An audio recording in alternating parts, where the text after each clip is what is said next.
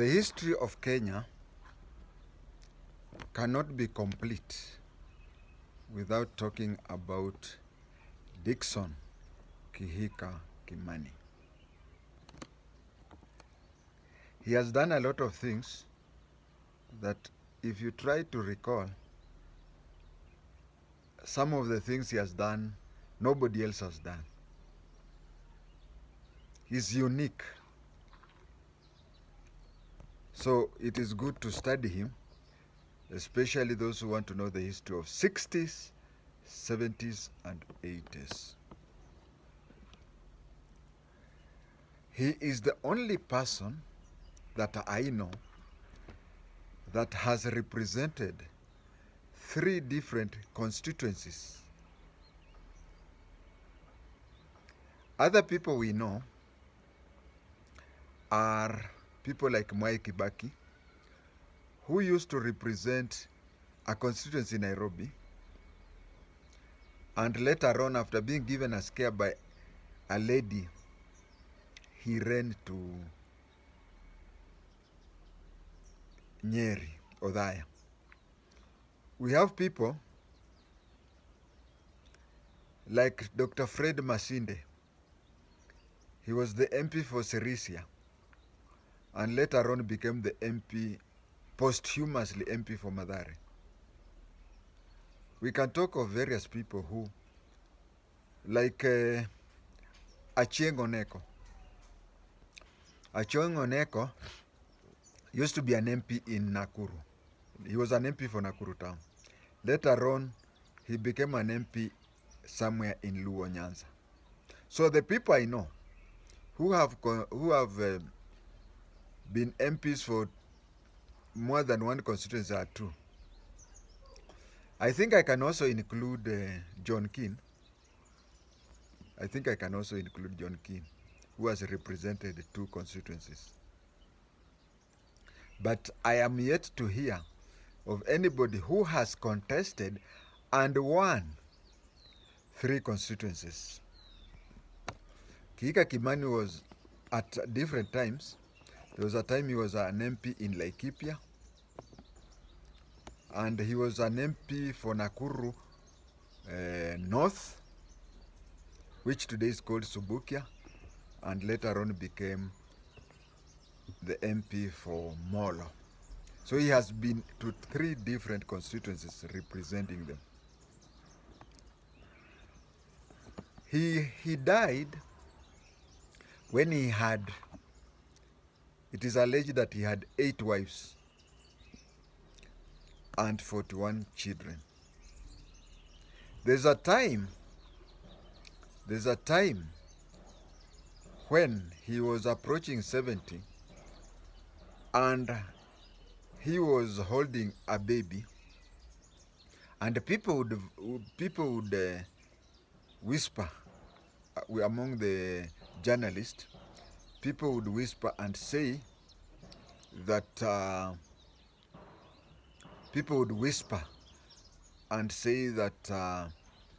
the child he's carrying is not his grandchild, it is his child.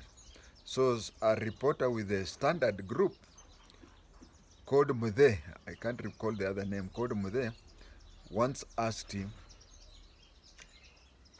"Is this child yours?" Of course, he expected the answer to say, "No, this is my grandchild," or something like that. But he answered in Kikuyu, because it is you who assisted me to zaa huyu mtoto. There's a time, if things would have gone well for him, you know, all dreams are valid. At one time he had a dream of having 5 members of parliament from his own house. Remember, we have had cases where 2 or, I don't know whether there's even a time when there have been 3. Okay, I don't know whether there have been even a time when we have had 3 people from the same family. But there are various cases where 2 members of one family have been to parliament. Jomo Kenyatta was the MP for Gatundu, while his son, Peter Muigai Kenyatta, was the MP for Juja. Jaramogi Oginga Odinga was the MP for Game, while his son, Raila, was the MP for Langata. And of course, there's even a time when Raila and his brother were in the parliament at the same time. We have many cases of such cases, but a case where he wanted to contest a certain constituency, he wanted 2 of his wives to contest and 2 of his sons, meaning if he would have succeeded, then 5 members of one family would have been in parliament, but he didn't succeed.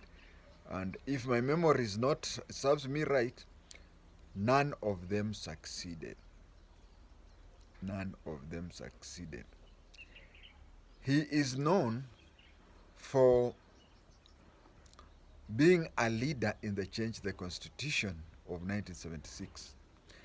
His level of education was so low that he didn't know what was happening around.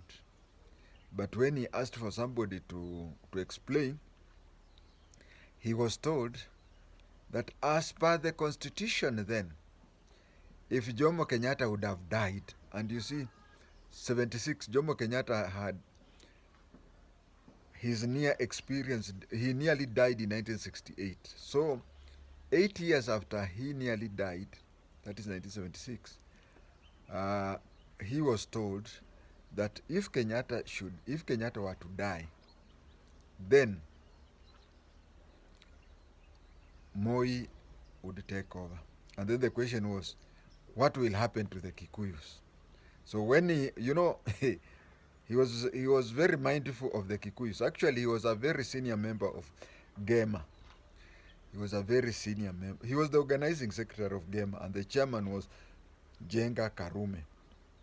So when he heard that Moi would take over, and there was no guarantee of the Kikuyus in leadership and in business and in any way other, he joined that. He really fought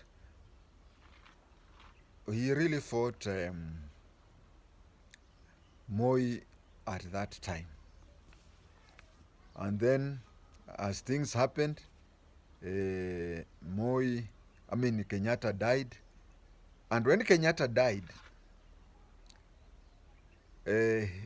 he had to flee. Kenya to Zimbabwe. He didn't flee immediately.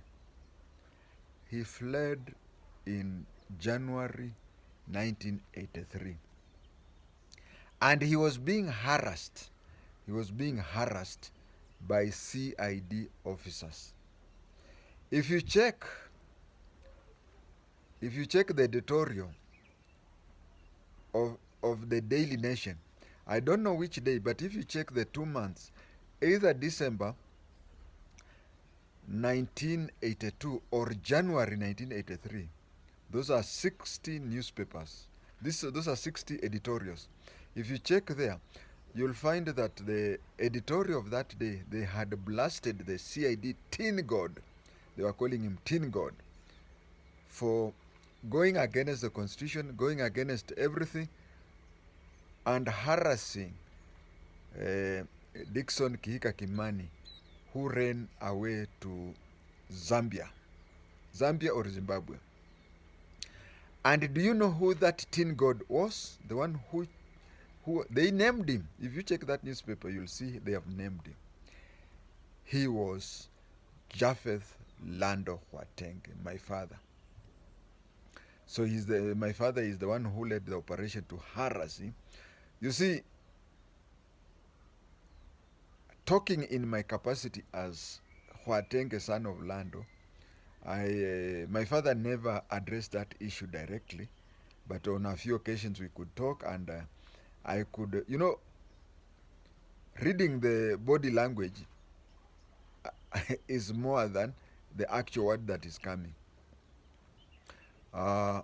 my father, Japheth Lando, had been instructed by Moi at Kabarak to harass that person because they looked for any offense that they could find on Kihika Kimani. They never found any. So they harassed him and he ran away to either Zambia or Zimbabwe. That was 1978. During the change of the constitution, some Kikuyus, a good number of Kikuyus, were even very rude to Moi as the vice president.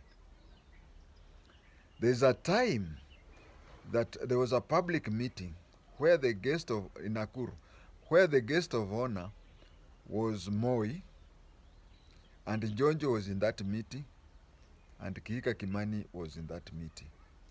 So when it came for the time for Kihika Kimani to speak, he turned to Charles Njonjo and told Charles Njonjo, "Why are you protecting this man?" He said that in Kikuyu. Moi was there. Of course, Moi understood Kikuyu. I don't know whether Moi could speak Kikuyu, but he understood. So he was, there's a time he even asked that in public, and Njonjo just kept quiet.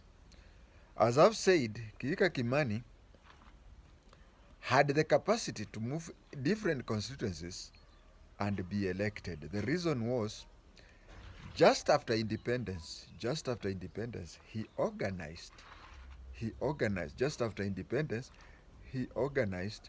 for Kikuyu land buying groups, such as Ndefo and Guataniro. But I think he was very much into Guataniro more than Ndefo. Well, in case you are wondering the names, and when you hear me say, you know, when a Kikuyu says Ndefo, you think he's talking about Satan. No, Ndefo was Nakuru District Ex-Freedom Fighters Organization. Nakuru District Ex-Freedom Fighters Organization. They used to come together, organize on how to buy land. And if the truth be spoken, in Kibukusu, there is a saying that inasmuch as you castigate the owl, you should also castigate the mother hen for taking the chicks out of the boma. At the time of independence, most of the other tribes had no need of amashing land. Kikuyus had already started feeling the land squeezing. But then again, when you look at the issue of land also, there were some funds which were taken from Commonwealth to assist Africans to buy lands from those Europeans. And in those cases, it used to happen that even though other tribes were reluctant to, we should also add on it that a lot of information was being given to Kikuyus, my mother's tribe, than other people.